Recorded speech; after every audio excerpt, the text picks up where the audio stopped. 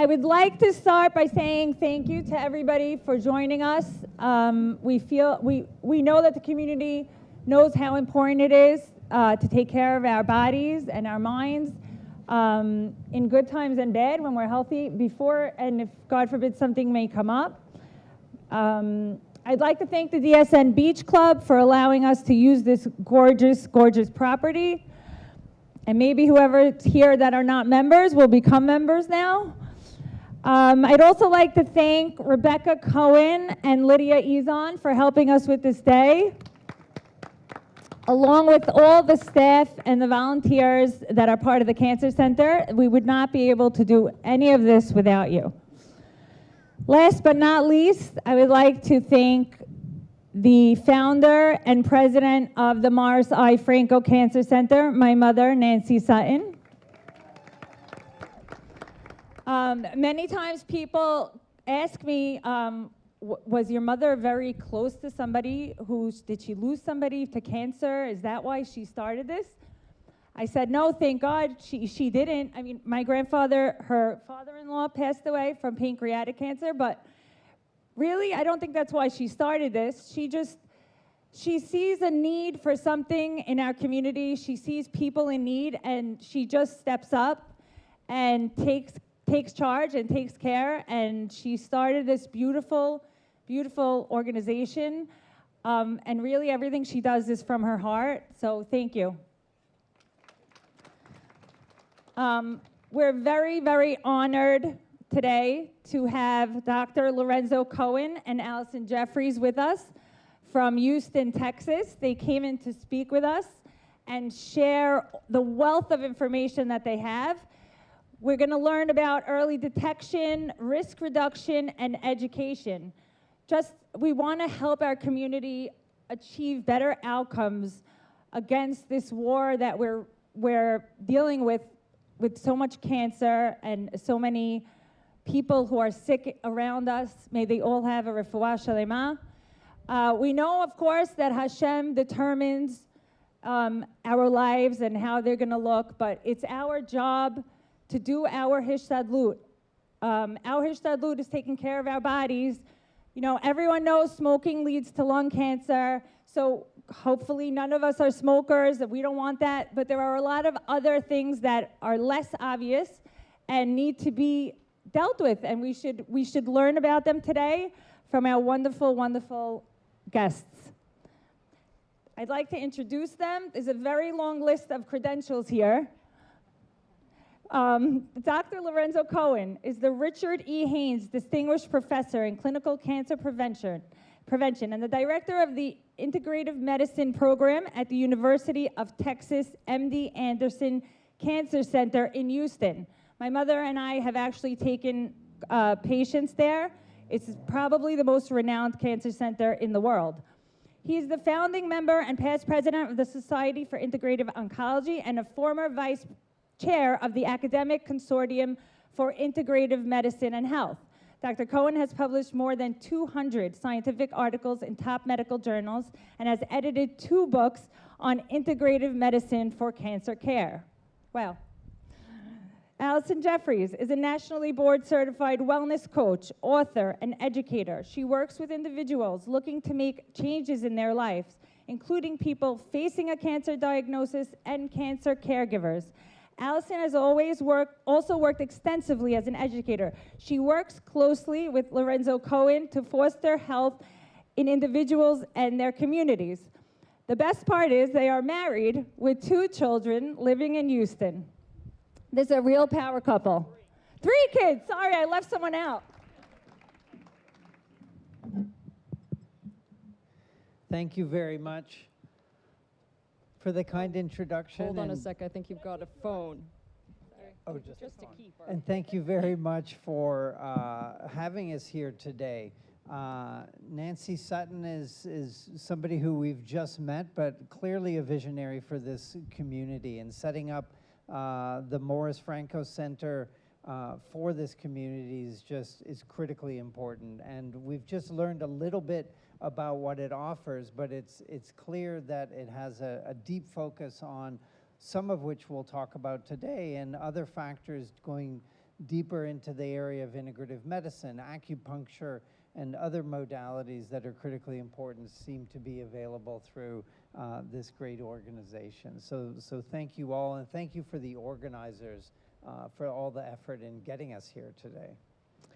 So thank you also, and welcome. Give yourselves a big hug, because you actually are taking this important time to prioritize your health and to learn more and to recognize all that you are already doing, because we often come to these discussions thinking, I'm not doing anything, I've got so much to do, and the truth is we're already doing a lot, and just by showing up today, that's one thing that you are doing. So Lorenzo and I, we moved to Houston, Texas. Lorenzo started doing this really interesting research in integrative medicine, and I was working as a teacher at that point, and he would come home and talk to me about what was going on in the field.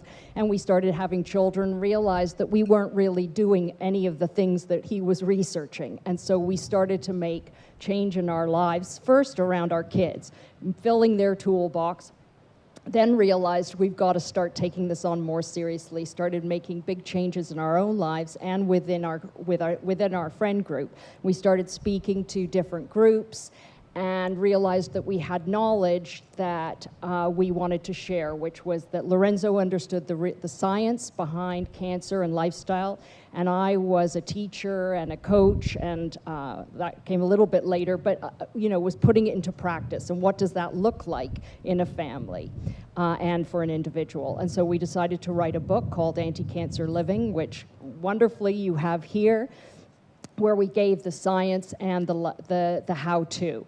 And then the day that we submitted the final draft of our book, Lorenzo was diagnosed with cancer, with advanced cancer. And so we went from scientist, educator, husband, wife, mother, father, to caregiver and cancer patient. And so we're going to share with you today some of, what we did in that particular instance and what we have been doing for many years.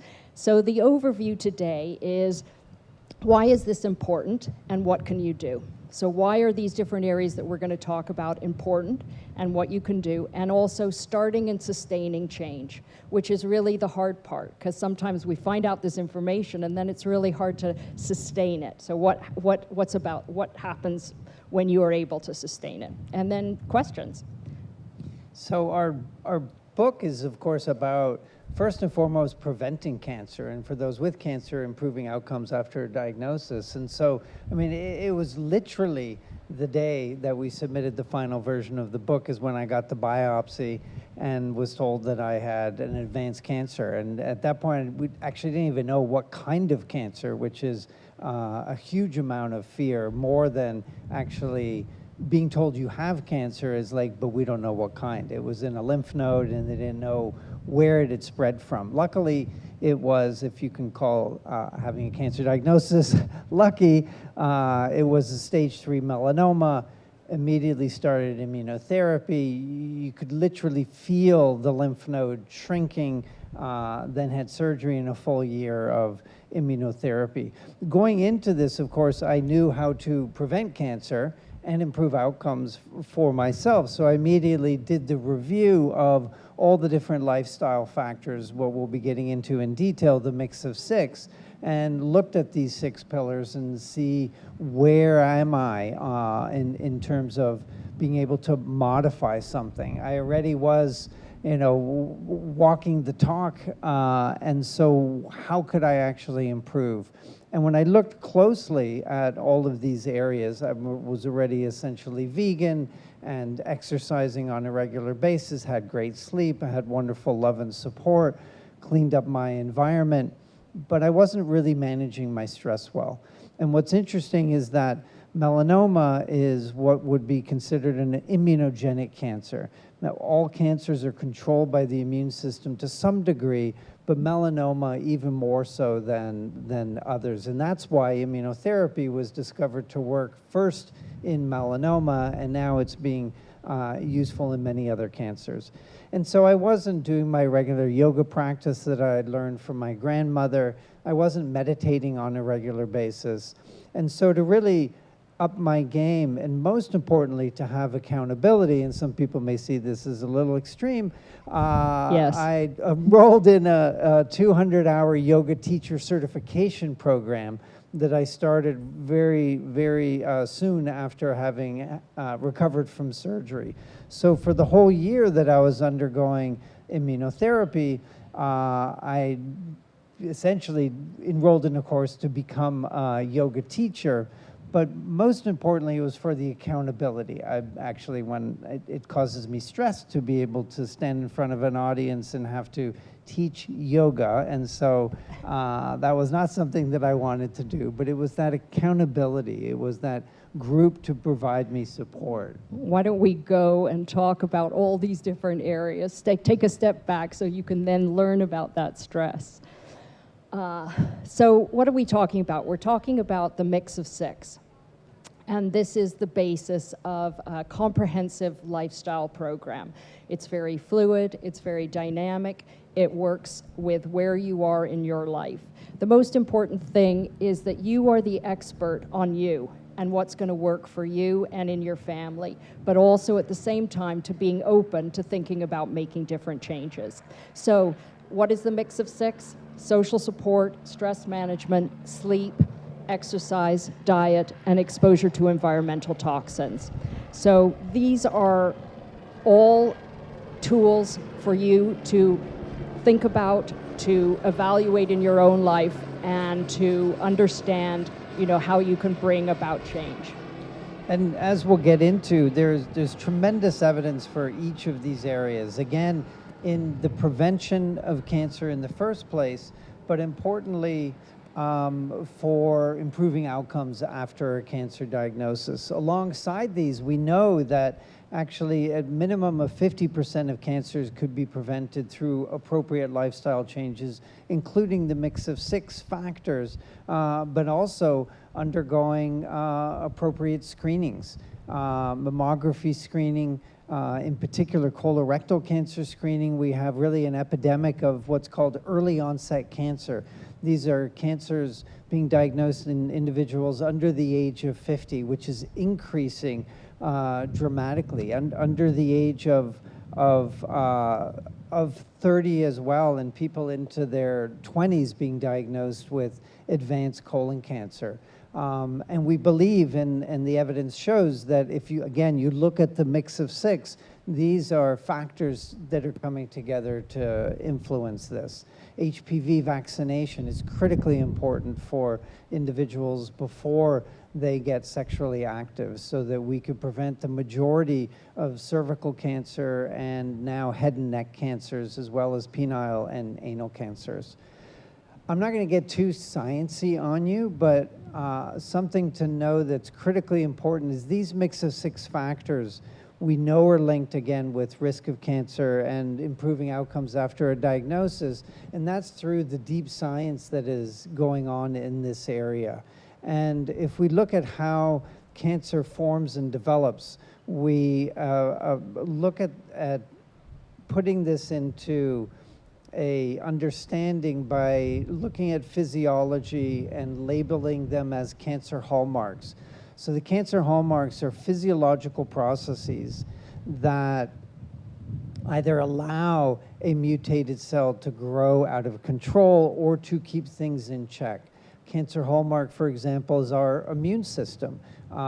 If immune surveillance is low, then that mutated cell, which we all have constantly happening in our body, will grow and thrive. So the key is to create a landscape within our body that is inhospitable to cancer growth. We're not going to be able to stop the mutations. Again, those are happening all the time. But whether a mutation grows and thrives is based on our physiology, and our physiology is influenced by our lifestyle choices in the Mix of Six. So ultimately, we want to create a synergy, a positive contagion, where one thing leads to another. Where the sum is greater than the individual areas. So like exercise, like diet. But if you put diet and exercise together, you have something stronger and bigger than if it if you look at it as individuals. Very important in thinking about this is realizing that you start from this moment that you're in right now. Blame, shame, guilt, those can hold you back. It's important to put them behind you for now. You can circle back and examine things later on, but you are here and you're interested. And so start where you are today, because there are plenty of things that you can do, small steps right now, to change how your body is responding. And I always think about it that, if you are feeling good on the outside, that is helping the cells on the inside, right? If you're doing things that you know are going to be advantageous, actually it has a cellular effect, and that's why we're talking here today, and what Lorenzo was just saying about cancer hallmarks. So how do we make change and how do we sustain it? We do that by tapping into our core values, because if you get a cancer diagnosis, funnily enough, that's not enough to make you change your lifestyle and sustain it. It might give you the boost. Start. It is absolutely a start. But we can't make change successfully from a place of fear. So it's that fear that started me into my yoga practice. But to maintain it, there has to be something more important than fear. Living in a state of fear is obviously a very unpleasant emotional state. So what makes you sustain it? Your core values. What's most important to you in life? Right? What do you really connect with? What would be some of the things that you might say? Love, family, faith, friendship, commitment to contributing, integrity. There's going to be mindfulness. There's going to be a lot of different things that you might identify. And so take some time to think about it. And as you're, listening to us, jot those things down, because it's important to circle back, because when things are difficult, that's what allows you to come back and say, I am going to stand up and I'm going to walk around the block. Because I've said it's really important that I'm able to hang out with my grandchildren, that I can spend time with my partner, that I can feel good, and I know that I will if I do this. So what is the start and the most important part of the Mix of Six? Social support. Social support, as we say in anti-cancer living, is the backbone on which all other lifestyle changes will either succeed or fail. Launching into the change in being able to up my game for stress management wouldn't have been successful without Allison. It was critical that she was there on those weekends. It was literally almost every Saturday and Sunday for weeks on end, where I had to go to the yoga studio for 6 hours during the day. And so having her there supporting what was going on in the household was important for me to be able to have that focus on myself. There is, in terms of social support, both what we call a direct effect and indirect effect. And Allison will touch on the indirect effect, which is having support there to allow you to really achieve goals and be successful. But there is also evidence that social support in and of itself will impact our biology. And there's hundreds of studies, and there's one I'll just mention that was published last year with over 3,000 cancer patients, and they assessed the amount of social support that somebody had, and found that those who were more socially connected with their network lived longer after a cancer diagnosis, taking into account stage and age and marital status, and even emotional well-being, a factor like depression. So social support, we know from the evidence, actually has an impact on gene regulatory factors that influence the cancer hallmarks. People with more support have lower inflammation. They have better immune function. They have lower levels of angiogenesis. That's a very fancy word for the ability of tumors to get higher blood supply. We know chronic stress increases blood supply. Social support will actually decrease blood supply to the tumor. So it is critical. And right here today, you have this wonderful support network, and of course at the Franco Morris Cancer Center as well. So thinking about your team, obviously you have your healthcare providers who are experts in their field and can give you the information on your conventional care. And those are the people you want to seek out. So they're a team member, somebody who you can call on to go grocery shopping. That's somebody who you need in your support community, somebody to pick up your kids, to help you with the house, to, you know, it's endless. But each of these different kinds of jobs requires potentially a different kind of person, because while I could do a lot for Lorenzo, I can't be everything for him, right? He needs a lot of different people to support him, and I actually need my own whole support network myself, right? The caregiver is as important as the person who has the cancer diagnosis, because together you are the strength to help you manage your families and to work through it to the best of your ability.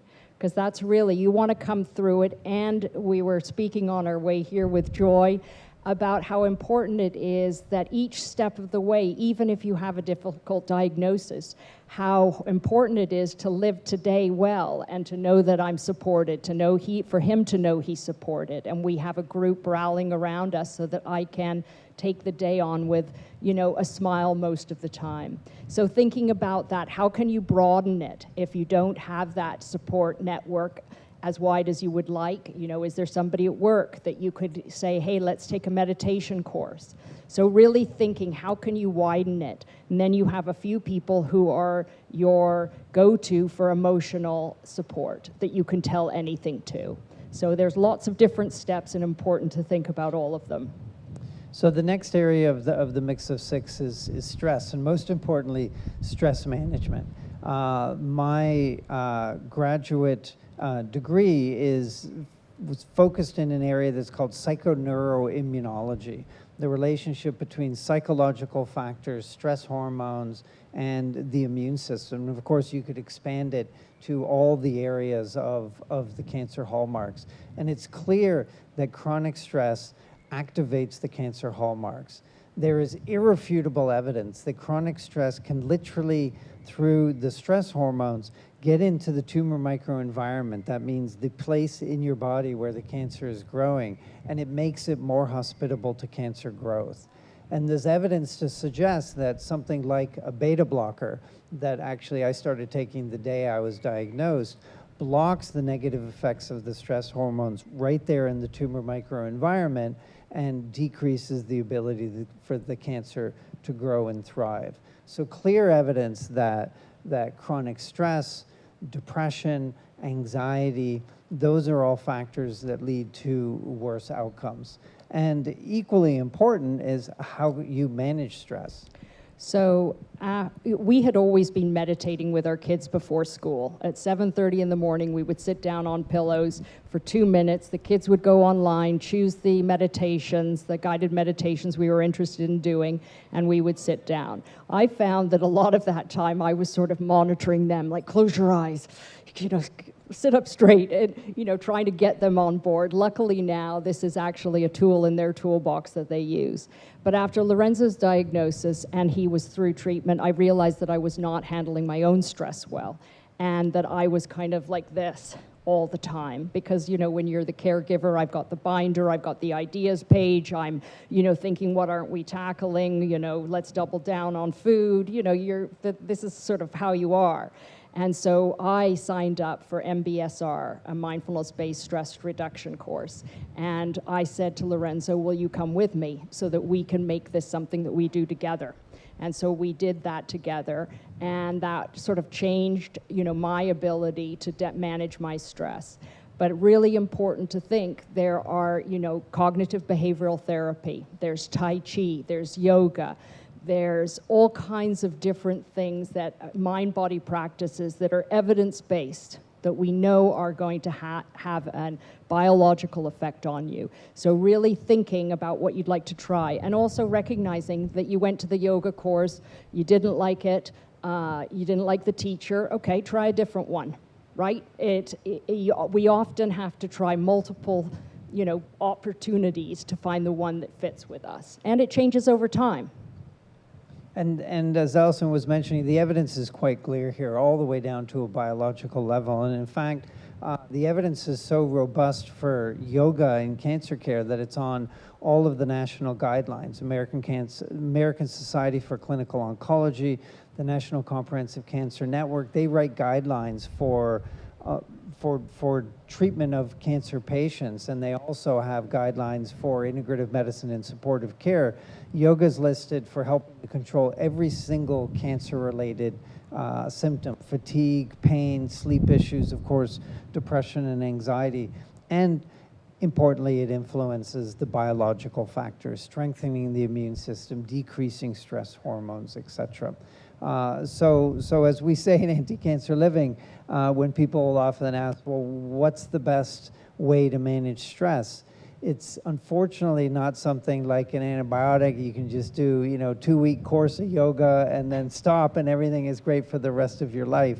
It's a daily practice. And so the best one is the one that you're going to be able to engage in on a daily basis. Also recognizing what empties your cup. I use that analogy because I can sort of feel my levels rising.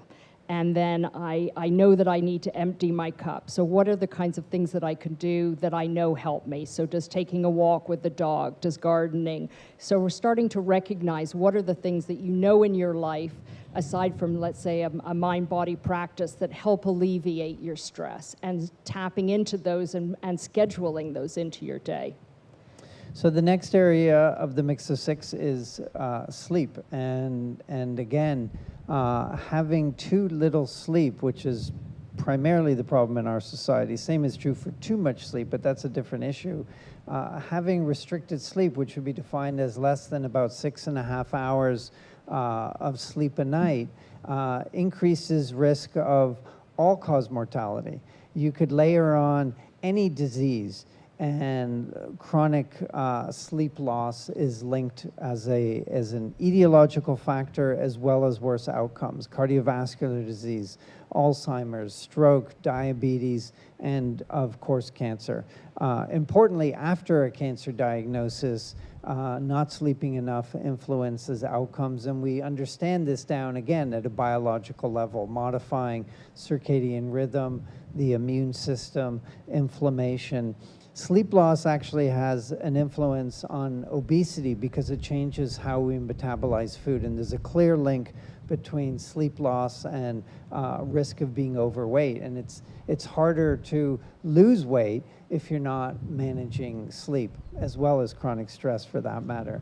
So there was a really fascinating study that was just published last year in the Journal of Clinical Oncology, looking at the beneficial effects of CBTI, cognitive behavioral therapy for insomnia, which is really the go-to treatment for sleep loss, and actually better than using sleep medication, which we can get into in the Q&A session.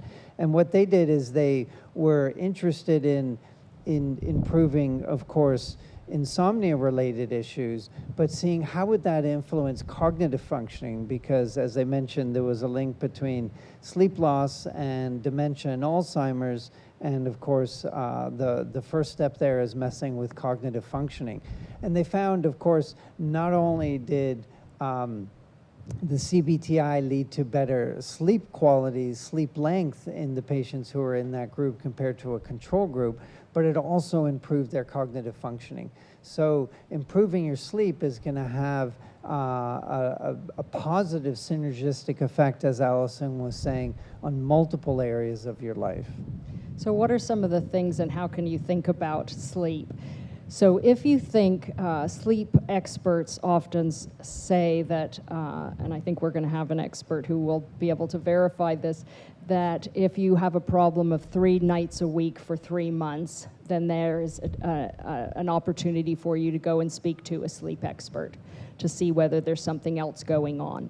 But where most of us really need to start is with sleep hygiene, which you've probably heard of a lot, which is really looking at the habits that you have around sleep. And most of us can develop some pretty dysfunctional habits. So, thinking about during the day, there are things that you can do. So napping can be a real problem for you later on in the night. So 20 to 30 minutes max. You know, there are outliers there, but generally 20 to 30 minutes then does not interrupt your sleep for the next night. Being out in the sunshine, having it in your eyes actually helps you sleep at night. Alcohol and coffee. So, coffee, obviously, what you've heard after 12 o'clock, midday, you want to be careful how much coffee you're drinking.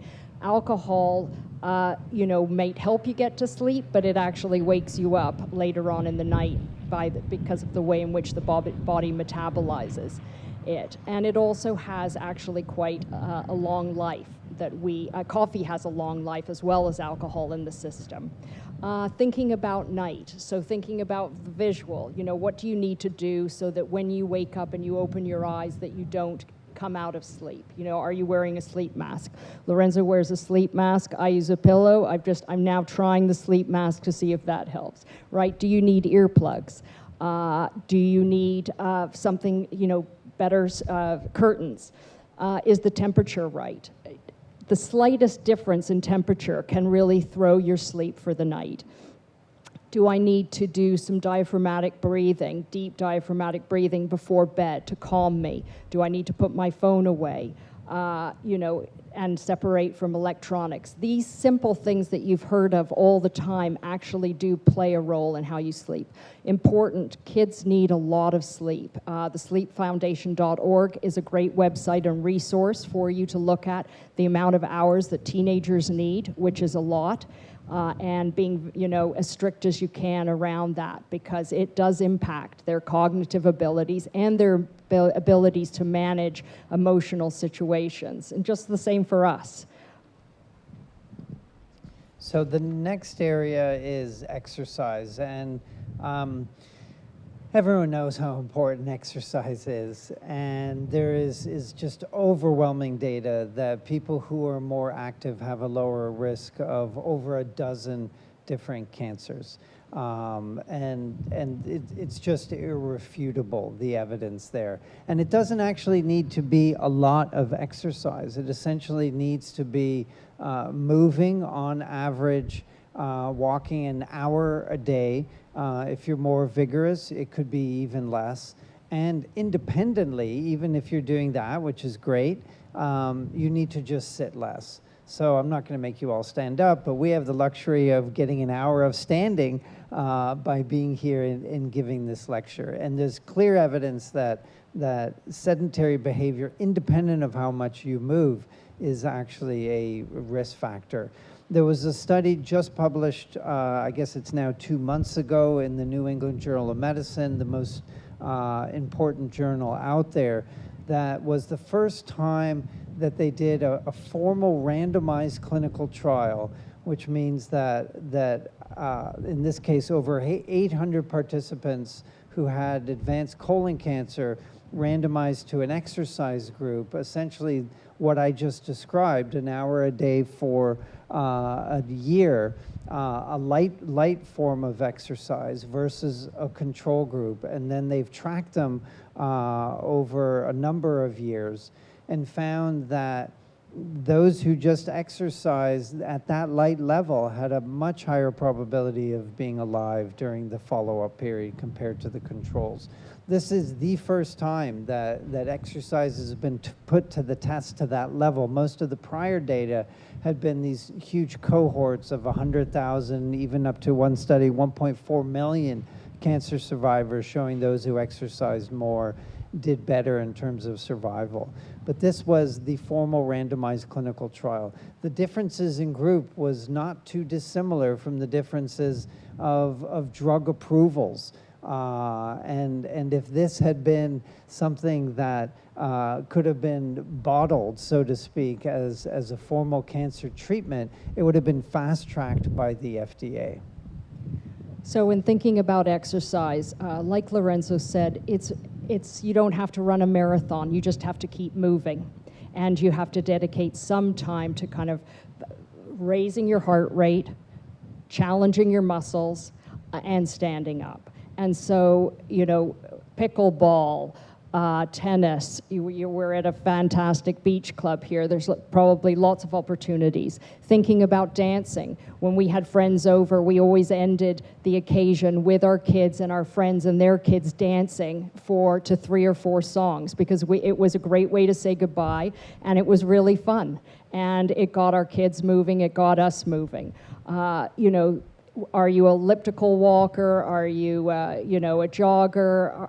Just walking from here, you know, if from here to the end of your driveway is all you can do because you're in treatment, that's all you can do. And so it's not really about setting these huge goals. It's just about thinking, what small thing can I do that will change how much movement I'm getting? So parking your car at the farthest spot and walking back. It's the small things, and thinking over the course of the week, right? You don't need to walk every day. I'm going to go to the park with my kids. I'm going to, you know, do the elliptical on Tuesday. I'm going to weight train on Thursday. And realizing that this is an opportunity to bring in your community. Who can I get me to join me and to help me be accountable?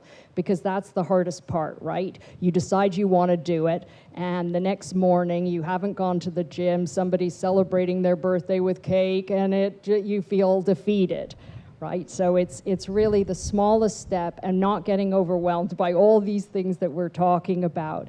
And I'll come back to this in a minute. So the next area is diet. And when it comes to diet, there's a lot of controversy, there's a lot of confusion, but we're going to try and cut through all of that and make it as simple as possible. When I was diagnosed with cancer, the first thing I did was look at my diet, which was essentially primarily vegan, which essentially means no animal products, including cheese and dairy and eggs, etc. And I thought, well, how can I improve upon that? There's clear evidence that excess sugar in the diet fuels cancer, and it's really the fructose in and of itself. So that kind of speaks to, you know, fruits and vegetables are super important, but they're not equivalent, and so we do have to have fruit, but not excess amounts of fruit. And so carbohydrates are, of course, a kind of sugar. And so the concern I had in my diet, which, you know, being Italian, you know, pasta was, you know, the staple in my diet. And most pasta that Italian eats is refined flour. So we're not really into, you know, these alternative pastas, or certainly not whole wheat pasta. It has to be white, and the whiter the better, because it has that great sugar flavor that's part of it.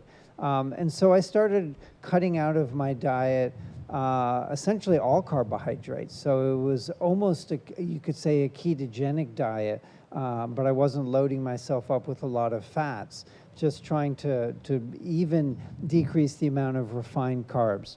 And because I was at MD Anderson Cancer Center, and another serendipitous thing happened on the day that I was diagnosed, I was awarded a grant from the Melanoma Research Foundation to study lifestyle and cancer. And that was literally on the day. I have the email saying, you're awarded this money. I didn't even know my diagnosis. And of course, it turned out to be melanoma. Perhaps there's no such thing as a coincidence. And as part of this study, we were collecting data from patients with advanced melanoma to ask them about their diet and all the other factors of the mix of 6.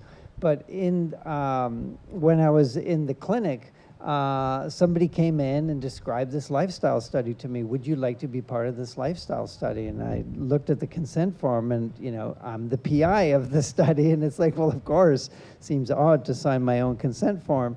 But that allowed me to collect my own microbiome sample from a fecal sample. And the microbiome essentially are the bacteria, viruses, fungi that live on and in us. I know that sounds a little creepy, but we are made up more of non-human cells than human cells, and the majority of it is in our intestines, in our colon, large intestine, small intestine. And these bacteria will either allow us to be healthy and deactivate the cancer hallmarks, or they activate the cancer hallmarks. And there was clear data from our group at MD Anderson showing that the healthier the microbiome, the more diverse the microbiome, the higher the probability of responding to immunotherapy, and patients lived longer. And so I had my microbiome sample before I went and modified things in my diet.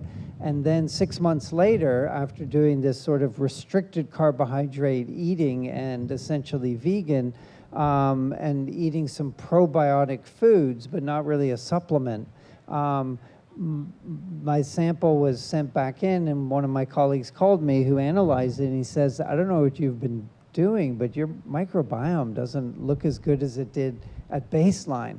Now, I was undergoing immunotherapy, so who knows, but when we looked at our own data that we were about to publish in the journal Science, which is the top journal, we showed the patients who had insufficient fiber in their diet had worse outcomes and didn't respond as well to immunotherapy, didn't live as long. And so then I immediately started adding these non-refined fibers, essentially buckwheat and rolled oats, and essentially whole food-based fibers. And reanalysis of my microbiome, it was better than it was at baseline. And so it's clear that carbohydrates are important in our diet because that's where the fibers are coming from, but they need to be healthy carbs. So really importantly, just thinking about the plate. And if this is how I started cooking more vegan in our household. At first I was doing 2 different meals, and then it became too complicated, and I just was, it wasn't working out. And so then I said, we're all gonna eat the same way, and then I can bring in things here and there, as we want, because not everybody in the family is vegan. I'm not vegan. I would say I'm about 85% vegan. So how do we start? We start with your plate. And so every time when I'm thinking about a meal, I think I need half of the meal needs to be vegetables and not just a salad. So I need dishes that I can think about where I've got, half of the plate is vegetables, and I start by planning that, and then I bring in a lean, clean protein and that carbohydrate. So is it quinoa? Is it barley? How do I bring it in? But that's a way for me to make sure that at breakfast, lunch, and dinner, that half of it is vegetables. So that's just one of the ways in which we talk about it. Important to think about nuts and seeds and looking at lean and clean proteins. Diet is complicated, and it's easy to start a meal where you have a piece of toast for breakfast and you have a sandwich for lunch and pizza or pasta for dinner. And when you look at that scenario and you think, Not well, a lot how of fiber in that how meal. much of that is health-sustaining food and how much is health-depleting? And we think about the 90-10 rule. So 90% of what you eat needs to be health-promoting or neutral, and 10% is sort of health-depleting or neutral. So what does that look like in a day, that 90%? So even just keeping track of what you eat in a day can tell you how much am I getting? What does it look like? And engaging people around you to make them change. So we had a friend who would never eat anything green. So we started doing kale that we steam, and then we chop it up. It's an Italian dish. You put a piece of multigrain underneath, rub it with garlic, drizzle olive oil and a little salt, and it's a dynamite dish. And you've gotten a big mound of kale in it. And all our kids eat it, all our kids' friends eat it, and we slowly converted our friend. So it's that 3-bite rule, which we also talk about. The first bite, nobody ever likes it. The second bite, third bite, okay, and then what you notice is you finish it up. And the fact is that you keep trying things and putting things in front of yourself or your loved ones until you figure out a way that it's cooked or presented that they like. Because it's possible to absolutely change your palate. So 2 other things to mention about diet. One is, and we're just the messengers here, alcohol is a carcinogen. That means alcohol, we know, is a causative factor in cancer. And MD Anderson actually just this week made the decision that they will no longer serve alcohol at any social events. Alcohol will not be reimbursed if we take a colleague to dinner, etc. So really trying to walk the talk here in that regard. Alcohol is linked with over 15 different cancers, and we understand the whole biology now of why that's the case. Does that mean you shouldn't have, a glass of wine with dinner? Not necessarily, but dose matters. But understand that it is a carcinogen. Processed meats are also carcinogenic, and we are supposed to avoid them. Red meat, the recommendation is to limit exposure to red meat. There is a positive linear correlation between red meat consumption and risk of colorectal cancer. For some cancers, it's more relevant than others, but it is not a health food. Now, if you follow the Japanese diet, they have animal protein as part of their diet, but you've probably all been to Japanese restaurants. It's not a lot of protein, right? It's 3 little pieces of beef or of fish, etc. So it's about the dose of exposure as well. I was just going to say, Lorenzo mentioned something really important, which is dose. Because don't get overwhelmed and think you need to throw out everything or never eat the things that you enjoy, because it's really about bringing in more of the good, which kind of pushes out the stuff that's not so healthy. But it doesn't mean you can't have it. It just means that you're careful and that you acknowledge that this isn't great for me and I'm not going to have it every day. But when I have it, I'm going to enjoy it, because that's really important. It's not about taking all of these things out of your diet. It's just about bringing in a lot of new good stuff as you can, as time allows, as it's possible for you. And then looking at that dose, because that's really important, and that's important in what the next section in the environmental exposures. And the key is fiber, and fiber really only comes from the plant-based world. When it comes to dose of our exposures, we are living in a chemical soup. And there was an article that just, a very long, important op-ed that was published in the New York Times just a couple of days ago, outlining all of these toxins we are exposed to. We have found now microplastics in human brains. And this is no doubt one of the reasons why we're having these early onset cancers, because there are toxins in the ovum, there are toxins in the sperm before the egg is even fertilized, let alone all the toxins that a fetus is exposed to before a child is born. So people are coming into this world riddled with over 100 different chemical exposures at the time of birth, let alone what we're putting on and in our bodies from birth onward. We look at the environment in 2 different areas. One is the carcinogens, like I mentioned, alcohol or asbestos or benzene. Factors that we know cause DNA damage, that have a direct link with cancer. More insidious is the hormone disruptors. So these are substances like phthalates, like BPA, the forever chemicals, the PFAS chemicals that is in 40% of municipal drinking water, that disrupts how hormones function. And of course, this is happening from birth, and so during early adolescence, when there is these modifications and surges in hormones, with all this chemical exposure and disruption, those endocrine disruptors we now know are linked with cancer, and there are some steps being made, and hopefully more, to be able to clean up our environment. So what can you do right now? Is adopt the precautionary principle, which is that you limit what you are going to put on and in your body until you know that it is as safe as it can be. so that you approach everything with caution, because you cannot rely on anybody to have done the research or companies to be acting in your best interest, or government. So the environmentalworkinggroup.org, EWG.org, is the gold standard. They review, they talk about different things that are out there and can give you knowledge that you can rely on. It's an excellent resource. So I strongly encourage that. You can then use apps like Clearia, Think Dirty, Shop Clean, Yuka. There are a number of different apps that you can have on your phone, so when you go to the drugstore and you want to buy that shampoo, you can see what the toxins are in it and what you need to do. Don't think that you need to go home and, throw out everything in your house. As you finish something, you buy something new.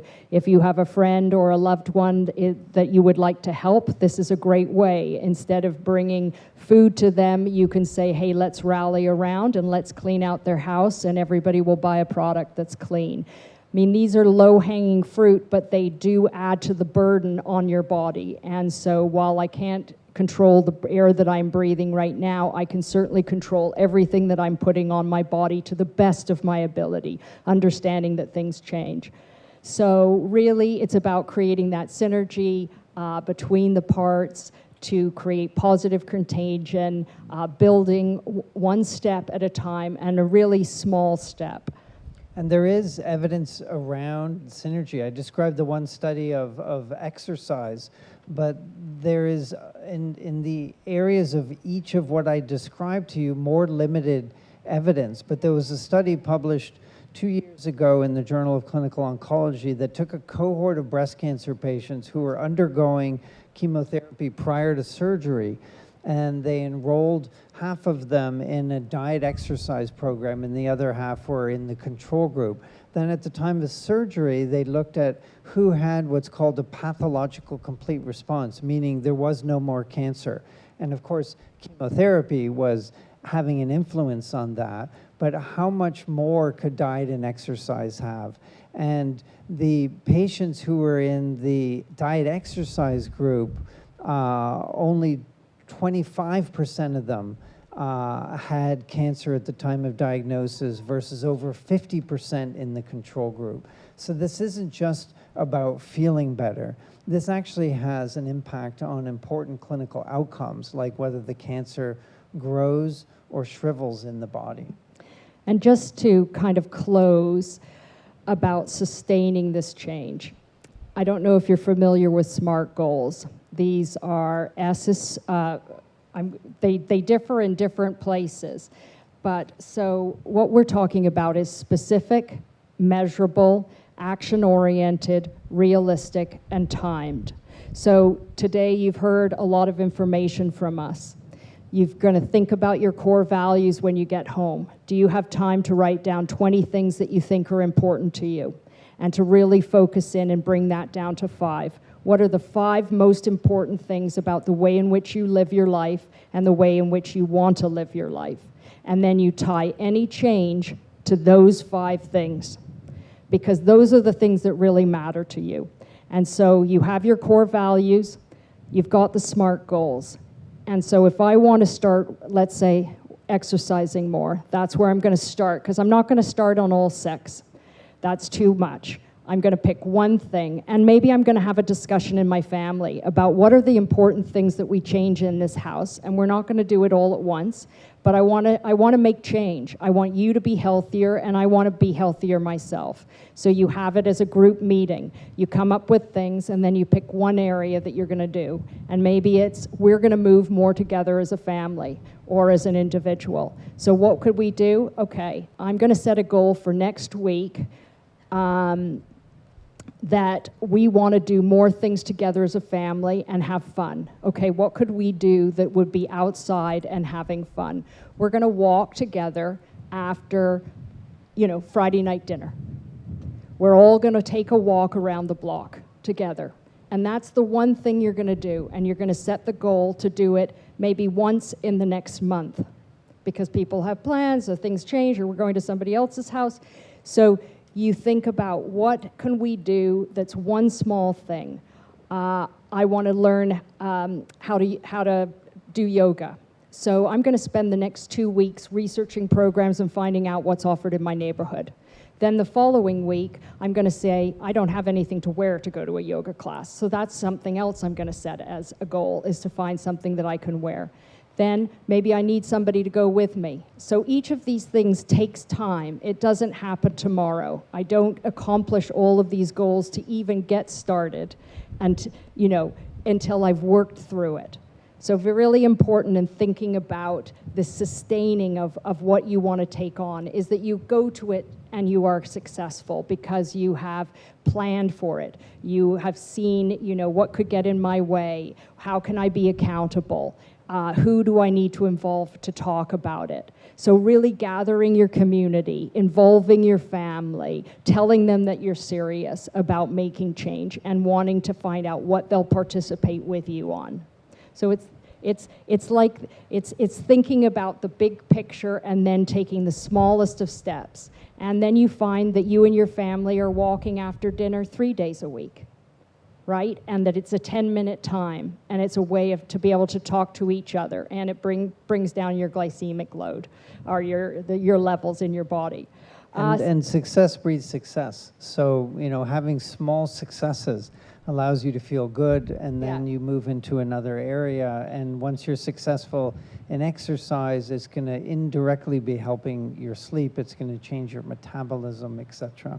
Because the truth is that we want to feel successful in taking that step. That is critical, to be gentle with ourselves, to recognize all we're doing, that you're even spending time thinking about this means that when you're ready to take that first step, and when you're ready is different for everybody in this audience. So harness your support team. Think about a mind-body practice like meditation, yoga, Tai Chi that's going to work for you. Sleeping 7 to 9 hours a day, exercising 7 a night, exercising 5 to 6 days a week, thinking about that 90-10 rule for food and how I can fiber. And how I can bring in more good foods, and engaging your kids and your family and your grandkids, and really watching your environmental exposures. Doing what you can. So top of your head to the tip of your toes, thinking about what you're putting on in each room of your house. What kind of products are you using? And what can you limit? And how can you teach your kids and grandkids about this area? Sephora has, for instance, lots of different products that are classified as green, and you can go and take a look at those and put them in and look at them at environmentalworkinggroup.org. And what we've been sharing with you is hard. This is something that actually takes a practice. It's called a yoga practice. It's called a mind-body practice. And each day is a new day that you can start anew and not look back. And as Allison was saying earlier, always looking forward. And there's a lot of information, of course, in our book. In particular, our editor was luckily allowed us to have a huge appendix which has work kind of book materials and exercises that you can do.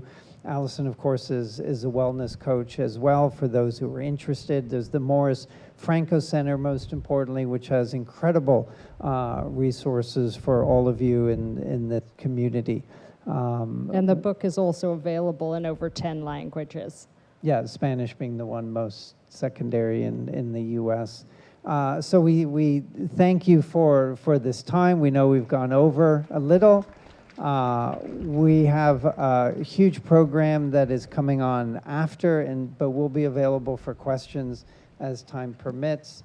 Nancy and the team also put together this wonderful brochure, essentially the Cliff Notes from our book, and so this is a wonderful place to start with your prescription for anti-cancer living. Thank you.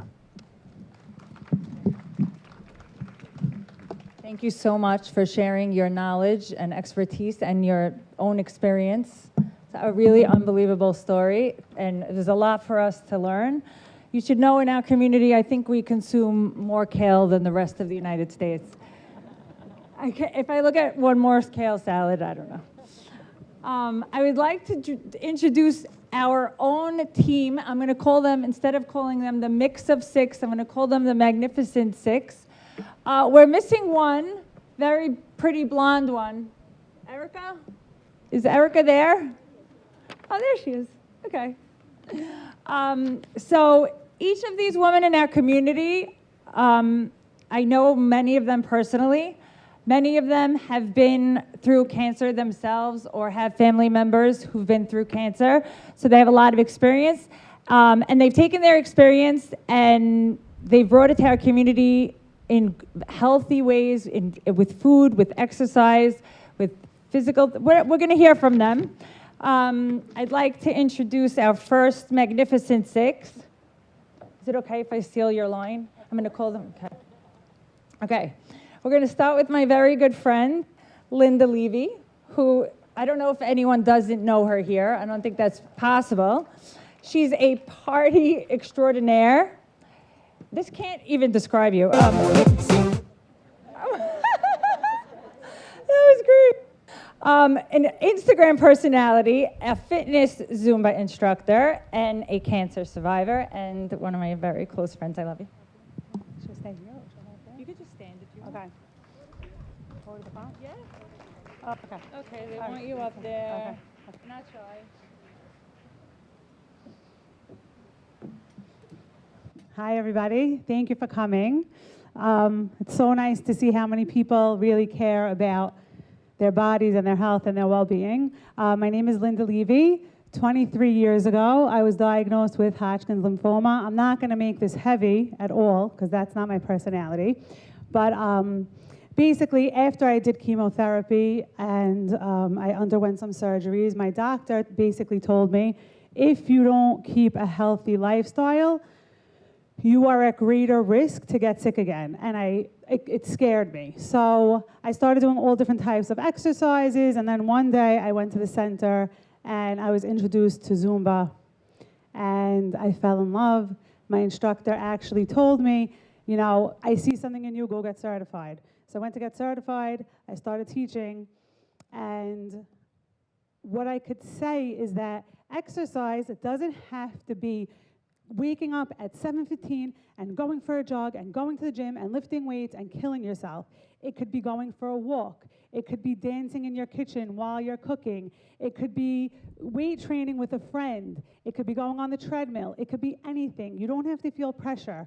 Just release some endorphins. You know, sometimes I put the music on in my kitchen. I dance with my kids. It's just a well-being state of mind. And I'm here to tell you that anybody could do it at any age. You could dance, you could go to the gym, you could take a friend, you could go walking. I'm actually gonna make everybody stand up right now.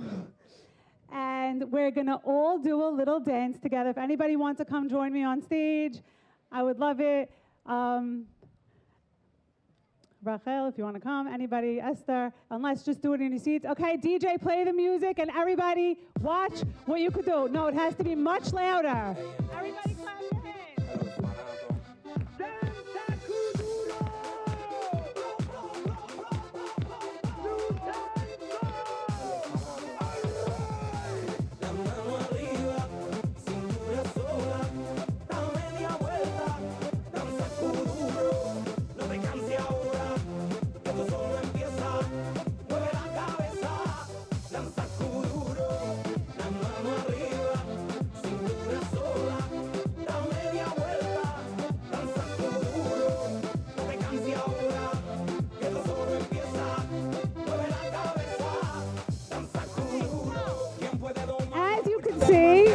You could just get up wherever you are with your friends, with your family, and have, I don't know who you are back there screaming, but I appreciate it. I can't see all the way far. But I think that exercise is a very general term. You could make it your own. You could take something that you love and turn it into something fun, or turn it into something that you could do every day. It doesn't have to be an hour. You could set your alarm. You could go for a walk. You could walk your dog. You could walk with your husband. Make it fun. Make it sustainable. Remember, you don't have to kill yourself for it to be exercise. Take care of yourself. Listen to your body. I remember the year I got diagnosed, I was playing tennis. I was walking. I was very fit. But I remember something that I was very out of breath. I'm getting out of breath now thinking about it, but I was out of breath and I was ignoring it. And then one of my aunts looked at me and she goes, your coloring is off. And I was like, yeah, you think so? And then when I got my diagnosis, everything really made sense because I wasn't feeling myself.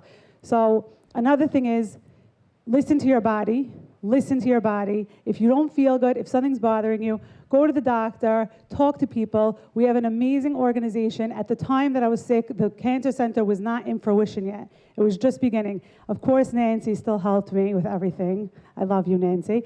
But my goal here is just have fun, sweat a little, enjoy it, enjoy your family, and thank you so much for everyone who came.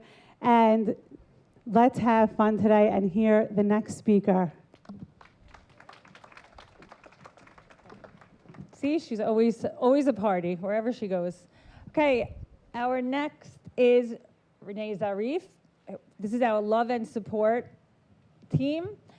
Renee works as a pediatric physical therapist, focusing on early intervention, both privately and in schools. When she's not working or with her family, she spends time volunteering at our very own cancer center, something that means a lot to her.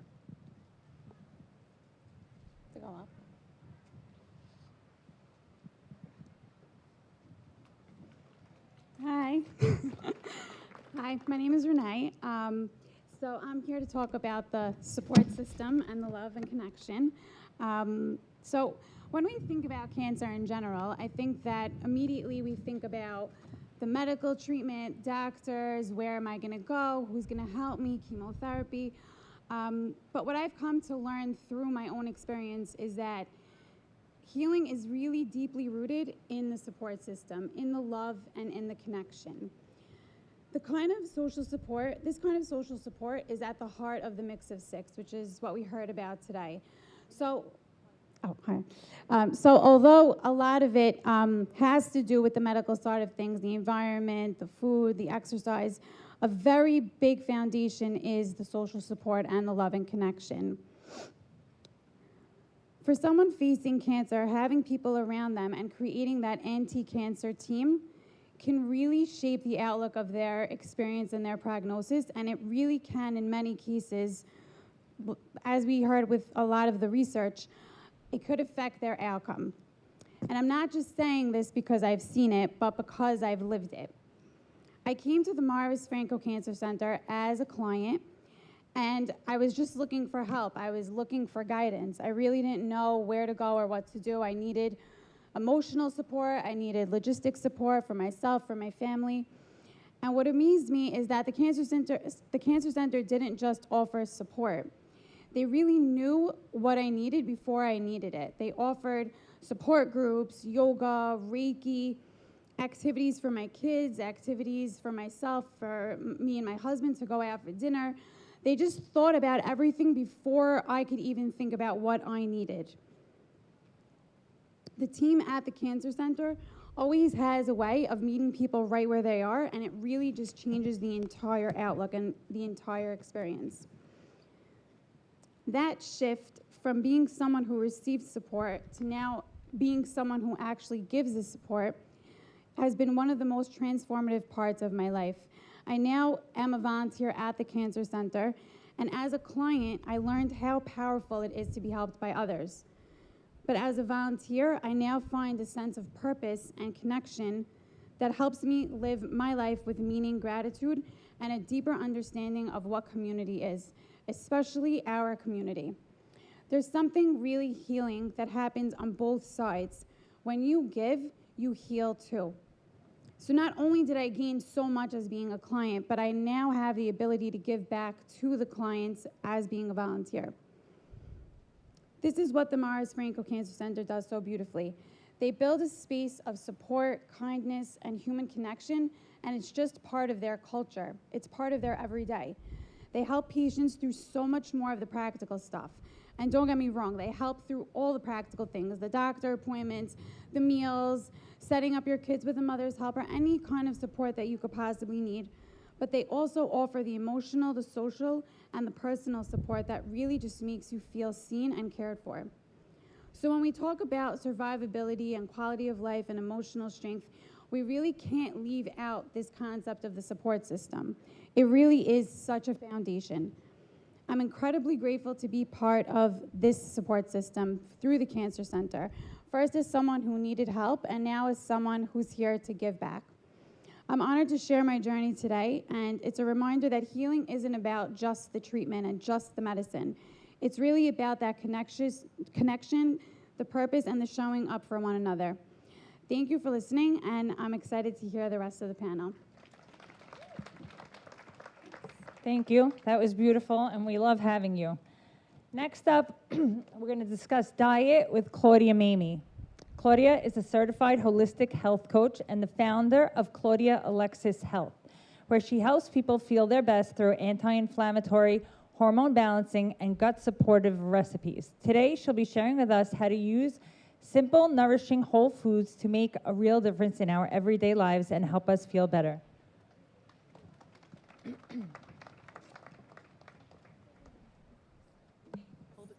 Okay.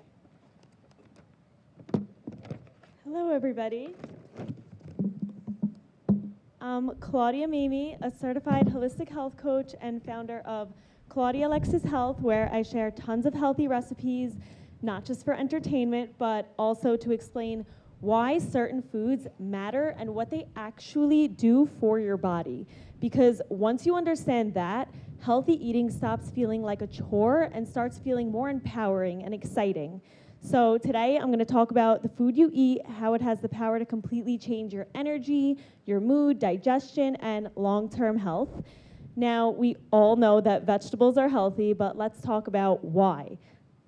When you eat real whole foods, especially colorful veggies, herbs, fruits, spices, and healthy fats, you're not just feeding yourself, but you're actively fighting against inflammation, balancing blood sugar, supporting your gut, and helping your body fight disease at the root.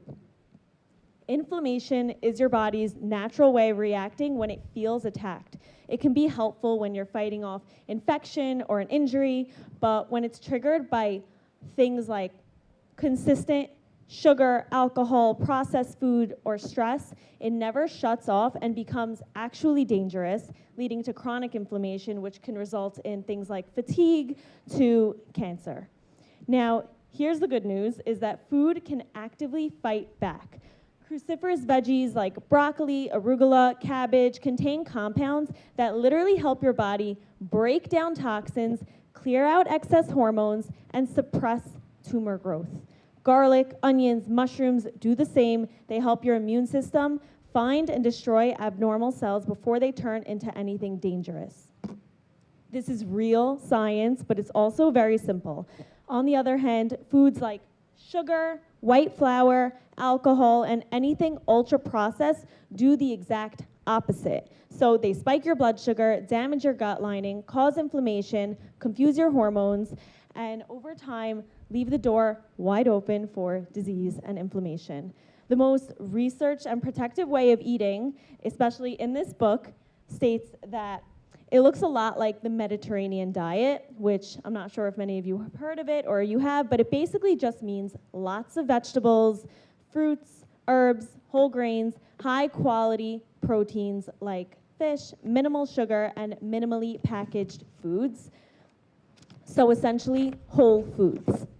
This way of eating is anti-inflammatory, gut supportive, heart protective, and actually makes you feel good.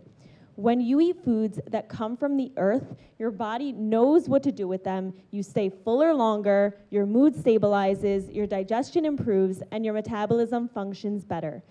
Our bodies have been trained to eat packaged foods without thinking twice. And a lot of these foods, even the ones we've been eating for years that we never thought to look at the package, are filled with hidden sugars, inflammatory oils, gums, artificial flavors, and other ingredients that keep you hungry, craving more. And that's why it's so important to read labels, even with things that you know you've been using for years and might just be fine. If you're gonna eat something from a package, at least know what's in it. Start asking yourself, do I recognize the ingredients? Is there sugar listed in the top 3? What kind of oil is this cooked in?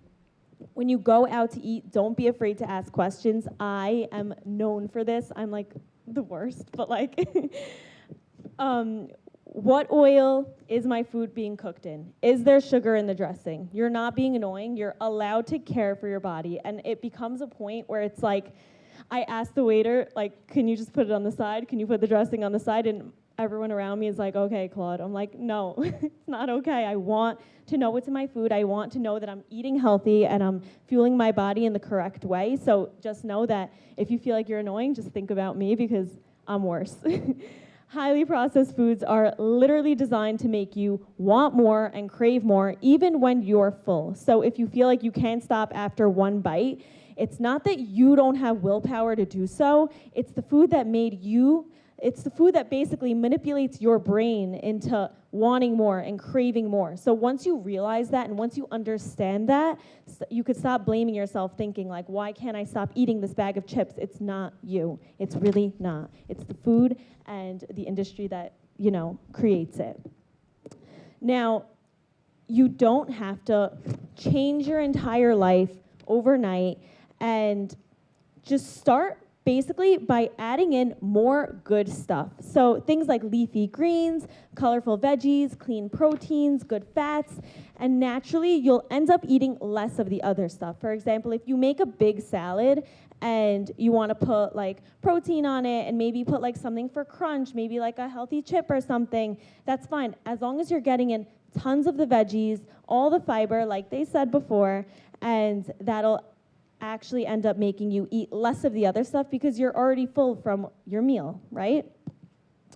So make healthy eating easy, prep things ahead of time, roast a tray of vegetables, and double your dinner so that you have leftovers. So I always make like dinner, and then the next day I'll eat the same exact thing for lunch. Like you don't have to think so much about it. It becomes second nature when you truly care about it, and it's when it's something that matters to you. I know that a lot of people say like, I don't have time, I don't have this, or it's just too much for me. But when you think about it, it's something that is taking over your life. Like the food that you eat should be the number one priority. Your health, the way you feel every single day. You want to be able to feel your best to play with your children and play with your family and hang out and go for dinner and do things that you love. And to do that, it all starts with like what you eat and the mix six, all of that stuff. So the one question I would say, other than like cooking everything and like making sure that you're eating healthy, always keep water at, you know, right next to you, because that's the one drink that you should be continuously drinking, like no sugars, sugary sodas, things like that. If you are thirsty, water is going to hydrate you. You can put a little Celtic sea salt in there to like add minerals and hydration.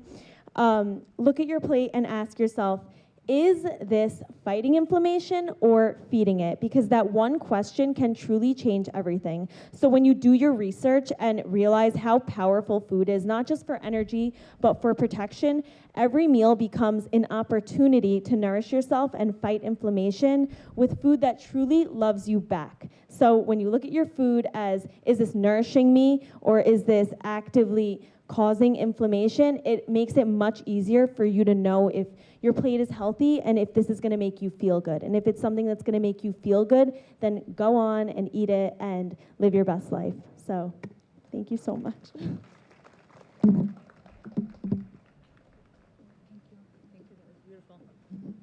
Thank you for all that very helpful information. And on that topic, we will be selling very healthy salads over there. And we will also be selling this wonderful book, Anti-Cancer Living. And you have an opportunity to get it signed by the authors. Okay, now next up we have Stress. Atara Shweki is a meditation and yoga teacher. She works at the Morris I. Franco Cancer Center with our clients. She does meditation and yoga, which is so important to their health and well-being, especially during the cancer journey.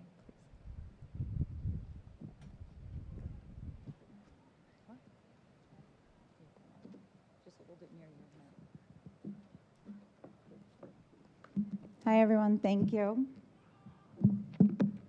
So firstly, 22 years ago, I was diagnosed with cancer, and no doctor in the U.S., no hospital in New York or the U.S. would touch me except MD Anderson Cancer Center. So a very special place in my heart for there, where I lived for 2 summers in Houston while I underwent first surgery and then radiation. So I know firsthand the medical aspect of cancer, but I've made it my life to teach yoga and meditation as a longevity practice. Like Dr. Cohen said, it's not a one and done. It's the practice of a lifetime. And some days it might feel more accessible, and some days it might feel totally inaccessible. And that's kind of how life is, right? One day we wake up and we're like, I got this, smooth sailing, I'm good. And then life happens and takes us for that whirlwind where we're like, how did I go from that to this? So that's really what yoga and meditation are all about. And I don't want to speak too much, because more than speaking, I want you to feel the shift and feel that it's accessible for everyone, and it doesn't need to be complex. And you don't have to have 200-hour training. You don't have to be a meditation teacher. You can literally just feel what's happening in your body, minute to minute, day to day, when normally we're running around being unconscious to what our breath is and our body is. When we slow down enough, your whole nervous system shifts. We go from that fight or flight that we are all running around in, the go, go, go, which causes inflammation, which causes stress and anxiety and cancer. And we rebalance the nervous system to balance out into rest and digest. So we are literally hacking our brain. And the same way we've spoken now about food, and we worry about our hygiene and cleaning our bodies, meditation and yoga are a literal cleaning of our brain, and that's what's happening. So I just want everyone to be able to feel that today. I've never taught meditation standing up, so I'm gonna sit down right here. And first, I want you to just look around and see the beauty visually around us.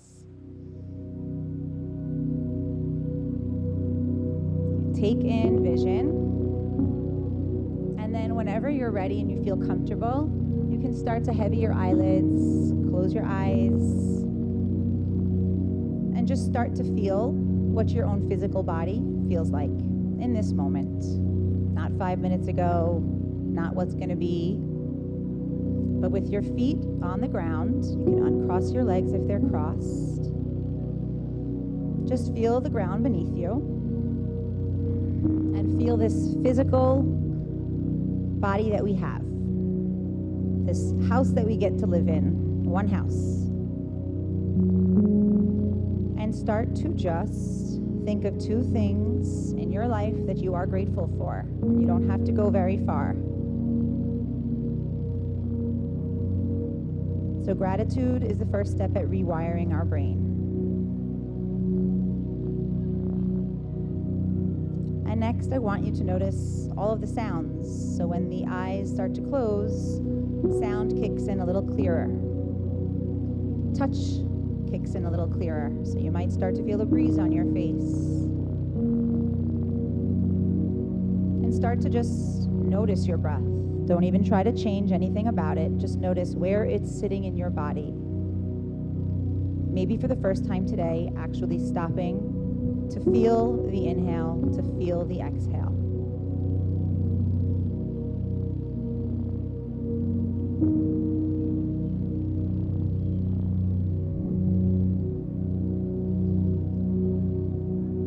Feel your physical body here, and take a little scan to just notice where in your body you might be holding any tension, any stress, any anxieties. Maybe it's the pit of your stomach, maybe it's your chest or your jaw. And see if you can just feel a softening. So release any clenching or holding that you might be doing.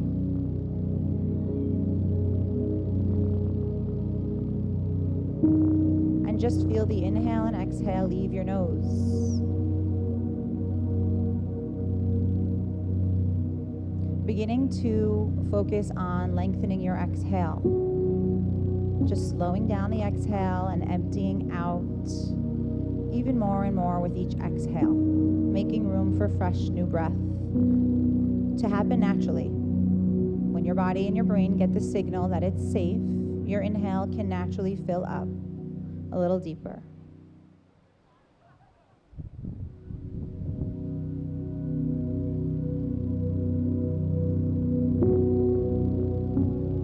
Take a few more rounds of this lengthened exhale. When you think think you're done exhaling, see if you can get a little bit more air out. And notice that the inhale will deepen on its own. See if you can trace the inhale breath down into your stomach, into the sides of your ribs, and even feel the back body fill up with air.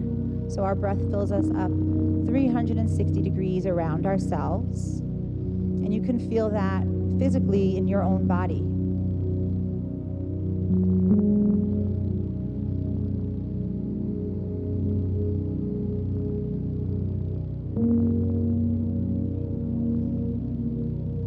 Start to notice the mind without trying to stop any thoughts. Just start to hear them and notice what the mind is worried about or thinking about. So you become the watcher and the observer of your thoughts. You're not someone taken for a ride. You are conscious. We're blessed to have a brain that works. Thank you.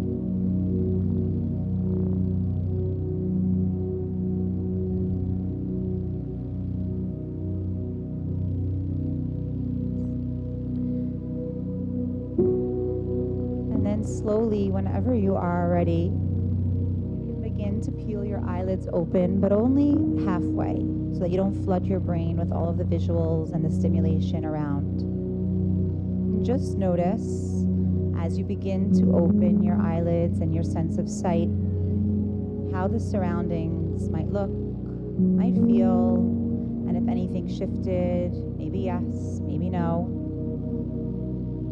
Know that you did that. And it doesn't take very long. But the goal is to go from living in a state of surviving to living in a state of thriving. And that's what all of these lifestyle changes can do. They take us into thriving. Our bodies are not machines, and we treat our machines and our devices better than our bodies, worrying about when we recharge our phones. So this is that same recharge, but of our bodies. A drop more important. Thank you all.